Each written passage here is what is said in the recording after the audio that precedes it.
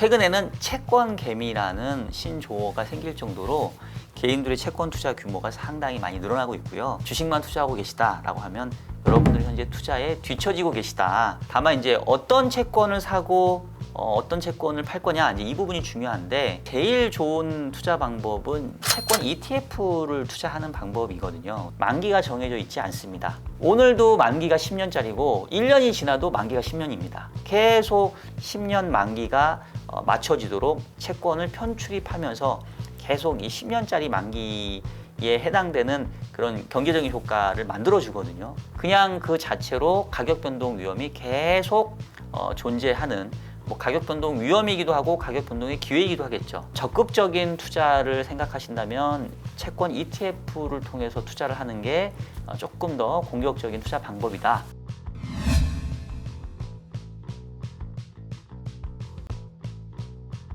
특별한 경제 강의 머니 특강. 안녕하세요, 주식초등학교 여러분. 저는 오늘 특강을 맡은 박종현이라고 합니다. 코로나 위기 이후에 개인 투자자들의 이제 금융자산 투자가 상당히 많이 늘어나서 신조어로 생긴 게 이제 동학개미, 그 다음에 이제 서학개미, 이런 용어들이 있었잖아요. 근데 최근에는 채권개미라는 신조어가 생길 정도로 개인들의 채권 투자 규모가 상당히 많이 늘어나고 있고요. 여기 왼쪽의 차트를 보시면은 이 막대 차트가 이제 연간으로 개인들이 채권을 투자한 규모인데, 2021년도만 하더라도 한 4조 5천억 정도 연간으로 그랬던 투자 규모가 2022년도에는 무려 20조 원으로 거의 한 4배, 5배가 늘어나게 되죠. 그리고 2023년도에는 연간으로 한 38조니까 또 거의 거기서 또 2배가 지금 늘어났습니다. 그리고 올해 자료를 보니까 7월 말 기준으로 보니까 26조가 넘었어요. 그러면 이 속도라고 한다면 올해 이 개인들의 채권 투자 규모는 40조가 넘어설 것으로 생각이 되거든요. 그러면 21년도에 4조 원 넘었던 게 지금 불과 3년 만에 10배가 늘어나는 규모이니까 최근에 이 개인들의 채권 투자의 규모와 관심도는 매우 뜨겁다. 주식만 투자하고 계시다라고 하면 여러분들 현재 투자에 뒤처지고 계시다. 너무 주식만 하지 마시고 다른 투자에 대해서도 좀 관심을 가지셨으면 좋겠다, 이런 말씀을 좀 드리고 싶습니다. 주식보다는 채권 투자가 좀 안정적인 면이 있죠. 근데 채권 투자를 통해서 발생하는 수익의 원천은 크게 2가지입니다. 첫 번째는 그 채권을 사면 여러분들이 이자를 받게 돼 있거든요. 그리고 이 채권을 만기까지 들고 가면 약속된 이자와 원금을 돌려주게 돼 있습니다. 그래서 우리가 채권 투자가 안정적이다라고 얘기를 하는 이유는, 만기까지 들고 왔었을 때는 내가 투자했던 원금 돌려주고 약속했던 이자를 주기 때문에, 물론 뭐 이 채권 발행자가 이제 부도가 나는 뭐 이런 아주 위험한 채권에 투자했다라고 하면 이제 그건 다른 얘기가 될 거고, 대부분의 채권에는 이제 그런 위험들이 낮다라고 보면 있던 투자의 어떤 그 확실성은 좀 보장된다고 볼 수 있겠고요. 그 다음에 이제 2번째 이 투자의 원천은 채권을 만기까지 들고 가는 게 아니라 채권을 사서 만기 이전에 얼마든지 채권을 사고 팔 수가 있습니다. 즉 주식처럼 우리가 이거를 트레이딩을 할 수 있는데, 채권 금리와 채권 가격은 역액관계에 있다라는 거를 한 번 정도는 들어보셨을 거예요. 그래서 많이 이제 우리 개인 투자자분들이 좀 헷갈려 하시는데, 내가 10%의 이자를 주는 채권을 샀는데 시간이 지나서 이제는 10%를 주는 채권이 없고 이제는 5%만 주는 이자를 주는 채권이 있다라고 하면, 나는 기존에 10%의 이자를 주는 채권을 산 사람 입장에서는 얼마나 좋겠습니까? 그렇죠? 그래서 그 채권을 시장에 내놓으려고 하면 사람들은 서로 살려고 하겠죠. 왜냐하면 현재는 5% 이자만 주는 채권밖에 없는데 10%나 주는 채권이 있을 테니까요. 그러면 이 10% 이자를 주는 채권을 보유한 사람은 그냥 내가 산 가격에 넘길 것이냐? 그렇지가 않겠죠. 시장의 요구 수익률은 5%인데 이 채권은 10%나 주기 때문에 그 차이인 5%를 내가 더 비싸게 아마 팔게 될 겁니다. 결국은 금리가 내가 샀던 시점보다 떨어지게 되면 그만큼을 내가 이 매각 차익을 얻을 수가 있거든요. 그래서 채권 투자라는 게 이자도 수취할 수 있지만 높은 금리일 때 채권을 사서 금리가 떨어져서 낮은 금리일 때 채권을 팔게 되면 또 자본 소지까지 얻을 수 있는 그 2가지 어떤 투자 수익의 원천이 있는데, 근데 문제는 높은 금리일 때 채권을 사서 낮은 금리일 때 채권을 팔면 이른바 이제 자본 이익이 발생하는데 반대의 상황도 벌어질 수가 있겠죠. 즉 나는 높은 금리라고 해서 채권을 샀는데 시간이 지나니까 금리가 더 올라가 버려요. 그러면 결국은 나는 10% 이자를 줄 때 채권을 샀는데 예를 들면 이제는 20% 이자를 주는 채권이 나온다. 그럼 내 채권의 가격은 오히려 떨어지겠죠.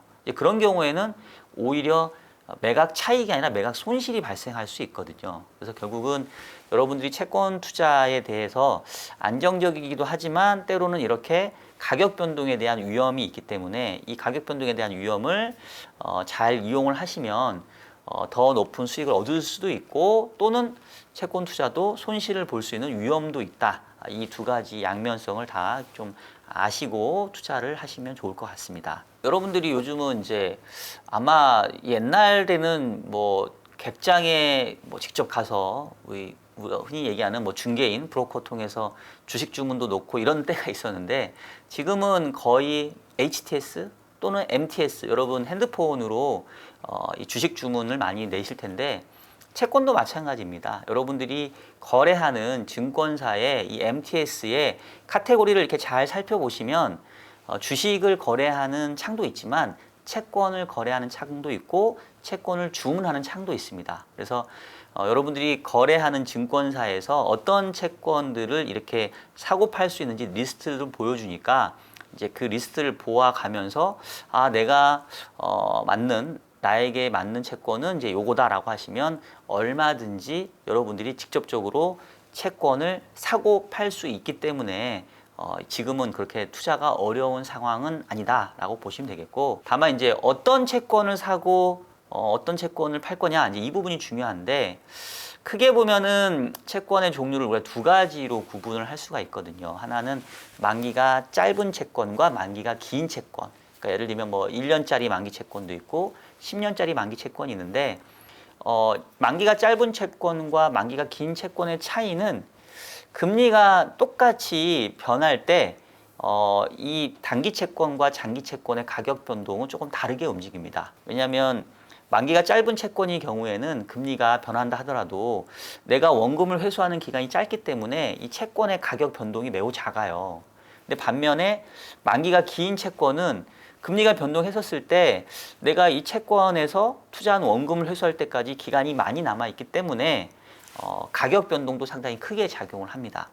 그렇기 때문에 여러분들이 채권 투자할 때 내가 가격 변동 위험이 적은 단기 채권을 살 건지 가격 변동이 크게 움직이는 장기 채권을 할 건지 그 부분들에 대한 고민이 좀 필요하시고요. 그다음에 또 하나는 신용 위험이 적은 뭐 예를 들면 국고채 같은 무위험 채권이 있고 또는 뭐 기업 회사채라든가 또 어떤 뭐 은행에서 발행하는 채권인데 그 변제 순위가 뒤에 있는 뭐 후순위 채권이라든가 또는 뭐 신종 자본증권이라든가 이렇게 신용 위험이 있어서 만기는 동일한데 금리 수준이 높은 우리가 이제 이거를 신용 채권이라고 얘기를 하는데 이제 이런 채권도 있거든요. 그래서 나는 낮은 위험을 진 내지는 뭐 거의 무위험인 국채를 살 것이냐 아니면 일정한 위험을 지고 높은 금리를 취하는 이 회사채라든가 이 신용채권을 할 것이냐 이 부분도 여러분들이 좀 고려를 하셔야 되고요. 그래서 결국은 단기 채권이냐 장기 채권이냐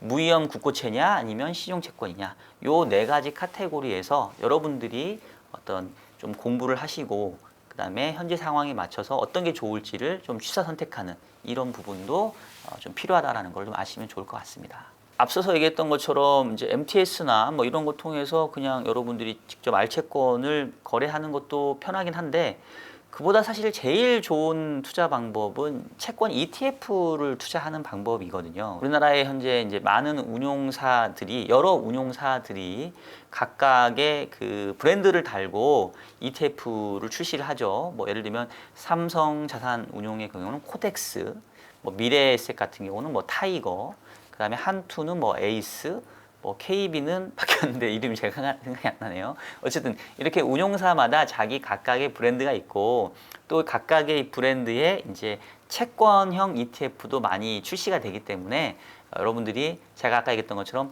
단기채를 살 거냐, 장기채 살 거냐, 또 무위험 국채를 살 거냐, 위험이 있는 신용채권을 살 거냐, 요것도 이 ETF에 다 구현이 됩니다. 그래서 이제 그런 거 좀 선택하시면 되겠는데, 그러면 이제 ETF로 채권을 투자할 때랑 그냥 직접적으로 채권을 투자할 때랑 차이가 뭐냐라고 하면 가장 큰 차이가 만기의 존재 여부라고 보시면 될 것 같아요. 그냥 일반적인 채권을 사게 되면 이제 만기가 존재를 합니다. 그래서 예를 들면 3년짜리 채권을 샀다라고 하면 하루가 지날수록 만기가 줄어들고 3년이 지나면 이 채권은 만기가 돼서 이제 원금 돌려주고 끝나요. 근데 이제 ETF는 만기가 정해져 있지 않습니다. 그래서 예를 들면 뭐 장기채 ETF를 샀다. 근데 이 장기채 ETF의 만기가 평균 만기가 10년이다라고 하면 이 채권 ETF는 오늘도 만기가 10년짜리고 1년이 지나도 만기가 10년입니다. 계속 10년 만기가 맞춰지도록 채권을 편출입하면서 계속 이 10년짜리 만기에 해당되는 그런 경제적인 효과를 만들어 주거든요. 우리가 채권을 투자하면 장점 중에 하나가 이래나 저래나 어쨌든 만기 가면 원금 나오고 약속된 이자를 준다라는 건데, 채권 ETF에는 만기가 없다. 그리고 만기가 줄어들면서 뭐 원금이 나온다거나 내가 투자했던 돈을 다 회수한다거나 이제 이런 어떤 안정성은 상대적으로 떨어진다고 보시면 되겠고, 그냥 그 자체로 가격 변동 위험이 계속 존재하는, 뭐 가격 변동 위험이기도 하고 가격 변동의 기회이기도 하겠죠.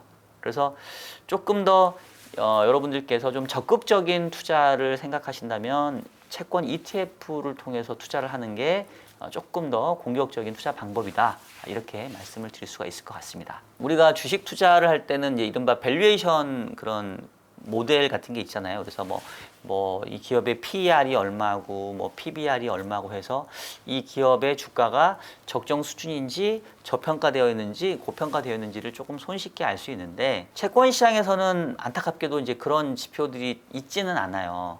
다만 그래도 현재 금리 수준이 좀 적정한지 또 얼마만큼이나 더 떨어질 수 있는지 이제 이거를 알 수 있으려면 크게 이제 두 가지 정도를 여러분들께 생각하시면 되는데, 첫 번째는 그냥 성장률 수준하고 현재 금리 수준하고 좀 비교를 해보시면 될 것 같아요. 결국은 금리라고 하는 거는 일종의 자본의 한계 생산성하고 비슷한 개념이거든요.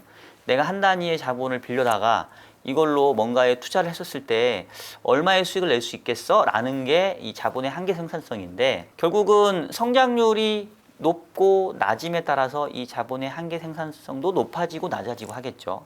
그래서 지금 우리 경제의 성장률이 올해 대략 한 2% 한 중반 살짝 넘을 걸로 지금 예상은 됩니다. 근데 길게 내다본다고 한다면 안타깝게도 지금 우리 경제가 맞닥뜨려 있는 현실은 이제 고령화가 진행이 되고 있고, 또 여러 가지 이 산업 경쟁력 측면에서는 주변국과 좀 경쟁을 치열하게 하고 있기 때문에 예전과 비교해 보면 성장률은 조금씩 떨어지고 있는 게 사실이고요. 그리고 우리 경제의 잠재 성장률은 대략 한 2% 전후라고 지금 많이 추정이 되고 있습니다. 실질적으로 우리가 성장할 수 있는 어떻게 보면은 뭐 적정 수준이 한 2% 정도 수준인데, 위험을 지지 않는 국채 금리가 뭐 3% 이상이다라고 한다면 지금 금리 수준이 경제 수준에 비춰서는 조금 높은 수준에 여전히 있구나라고 조금 미뤄 짐작해 볼 수 있지 않을까라는 생각이 들고요. 그 다음에 이제 두 번째 또 우리가 생각해 볼 수 있는 기준은 이제 기준금리가 향후에 어떤 수준으로 갈 거냐인데, 지금 한국은행의 기준금리는 3.5%이지만 가장 낮았었을 때는 또 0.5%대까지도 간 적이 있고요. 대략적으로 역시 기준금리도 이제 잠재 성장률 내지는 그보다 조금 낮은 수준에서 좀 형성되는 게 그동안 좀 일반적인 모습이었습니다. 향후에 기준금리가 지금은 높지만 뭐 경기 여건이 조금 둔화되고 또 물가가 안정이 돼서 낮아진다고 한다면 뭐 다시 또 1%대 중반, 후반 뭐 이렇게 갈 수도 있지 않을까라고 하면, 역시 또 현재의 3% 이상의 채권 금리는 좀 매력적인 수준이라고 볼 수 있겠고요. 이제 국채 금리 기준으로 말씀을 드렸는데, 국채 금리보다도 이제 더 금리를 많이 주는 뭐 회사채라던가 또 앞서 얘기했던 것처럼 뭐 금융기관의 후순위채라던가 신종자본증권이라던가 이런 채권들은 지금도 5%대, 6%대의 모습을 보여주고 있기 때문에 이런 것들을 향후 예상되는 경기의 어떤 성장률 수준, 또 향후 예상되는 기준금리의 하단 수준, 이런 것들하고 조금 비교를 해보시면 지금 금리가 여전히 높은지 아니면 충분히 떨어졌는지 이 부분들에 대해서 조금 여러분들이 감을 잡을 수 있지 않을까 이런 생각이 듭니다. 많은 기대 속에 이 개인만 투자할 수 있는 개인 전용 국채가 이제 현재 발행이 되고 있는데요. 사실 뭐 모든 상품에는 장점과 단점이 있습니다. 그래서 이 상품이 나한테 적합하다고 하면 뭐 투자를 하시면 되고 나하고는 조금 맞지 않네라고 하면 이제 뭐 다른 쪽 투자를 보시면 되는데 개인용 국채의 그 조건을 간단하게 말씀을 드리면 만기는 일단 10년하고 20년 두 종류의 채권이 있어서 장기채라고 볼 수가 있겠고요. 최저 10만 원부터 연에 1억까지 이제 투자할 수 있는 규모입니다. 자, 이 정도가 이제 이 개인용 국채의 모습인데 장점과 단점을 말씀드리면 장점은 국채이기 때문에 당연히 원금 보장이 됩니다. 그리고 최근에 발행된 기준으로 보니까 만약에 내가 10년 동안 채권을 투자해서 이제 묶어놨다라고 하면 수익률이 10년짜리 같은 경우 한 44%. 그러니까 예를 들면 뭐 1억을 투자하면 1억 4천만 원 정도를 10년 뒤에 받으시는 거고요. 그 다음에 20년 동안 묶어두면 1억을 투자하면 대략 한 2억 800만 원 정도, 2배 정도가 이제 원금과 함께 이자가 나오는 구조입니다. 그래서 어떻게 보면은 안정적인 측면에서는 매우 좋다라고 볼 수 있겠고, 그 다음에 이제 이게 또 좋은 게 일종의 이제 분리과세 혜택이 있어요. 우리가 그 종합소득 과세라는 게 있잖아요. 특히나 금융소득이 뭐 연간 2천만 원 이상 넘어가면 기존의 소득과 합산이 돼서 종합소득 과세가 되는데 이거는 이제 분리과세이기 때문에 기존에 뭐 다른 소득이 있냐 없냐와 상관없이 이거는 그냥 딱 깔끔하게 15.4%만 과세가 됩니다. 그래서 혹시나 이제 이 금융소득 종합과세에 대한 부담이 있으신 분들 입장에서는 이 세제 혜택 측면에서 상당히 좀 좋다. 이런 장점이 있고 대신 이제 연간 총 2억 원 한도에 한해서만 이런 분리과세 혜택이 주어진다고 합니다. 이게 증여할 때도 좀 좋다고 하더라고요. 왜냐하면 증여를 할 때는 증여 시점의 그 가액 기준으로 하는데 앞서 얘기했던 것처럼 지금 1억을 증여해주면 20년이 지나면 얘가 2억이 되니까 뭐 혹시나 증여에 대한 계획이 있으시다고 한다면 뭐 이것도 충분한 어떤 수단이 될 수 있겠죠. 자, 반면에 단점은 뭐냐면 만기가 10년, 20년이다 보니까 즉 한 번 투자를 하게 되면 돈이 아주 장기간 묶인다는 단점이 있습니다. 즉 이 어떤 자금에 대한 여유가 없는 사람 입장에서는 투자하기가 좀 쉽지가 않고 뭐 그렇다고 해서 아예 환매가 안 되는 건 아니고요. 1년이 지나면 환매가 가능해집니다. 대신 1년 지난 시점에서 환매를 하게 되면 이 세제 혜택들이 좀 사라진다라는 그런 좀 단점이 있으니까 그 부분 좀 감안하셔야 되겠고 그리고 그 원금과 이자를 한꺼번에 수취하는 형태이기 때문에 내가 지금 예를 들면 뭐 1억을 투자했다라고 한다면 만기가 도래하기 전까지는 여러분들께서 어떠한 그 이자 소득도 발생하지 않습니다. 그렇기 때문에 지금 당장 조금 현금 흐름이 좀 필요하거나 뭔가 좀 그 중간중간에 나는 이렇게 좀 사고 팔 수 있는 그런 좀 어떤 그 여윳돈이 있었으면 좋겠다라는 분에게는 좀 적합하지가 않겠죠. 그래서 이런 장점과 단점을 여러분 잘 파악을 하셔서 여러분들 입장에 맞춰서 선택을 하시면 좋을 것 같습니다. 현재의 금리 수준은 역사적으로 봤었을 때 여전히 높은 수준이고 또 우리나라의 잠재 성장률 수준 또 향후에 예상되는 기준금리의 수준과 비춰 봤었을 때 여전히 좀 높은 수준에 있기 때문에 지금도 채권 투자의 기회는 좀 열려 있다라고 좀 생각을 하고요. 다만 앞서도 얘기했던 것처럼 이제 어떤 채권을 투자할 건지는 여러분들께서 현재의 상황과 여러분들의 어떤 그 공부한 정도에 맞춰서 투자를 하시기 바라겠고요. 단기 채권과 장기 채권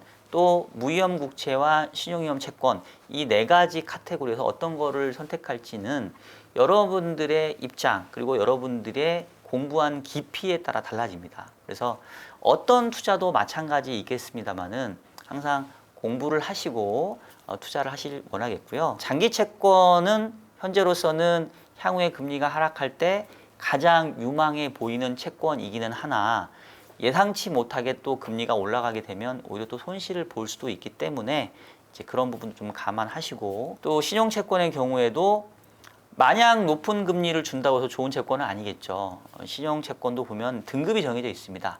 뭐 트리플 A부터 트리플 B, 또 뭐 B등급, C등급까지 적정한 위험 대비 보상을 주는 금리 수준이냐라는 부분들도 여러분께서 판단을 하시려면 결국은 그 채권을 발행하는 발행자, 즉 기업이건 은행이건 발행자의 신용 위험에 대한 부분들도 여러분께서 좀 공부를 하셔야 되기 때문에 그런 부분들을 좀 잘 감안하셔서 현명한 투자를 하셨으면 좋겠습니다.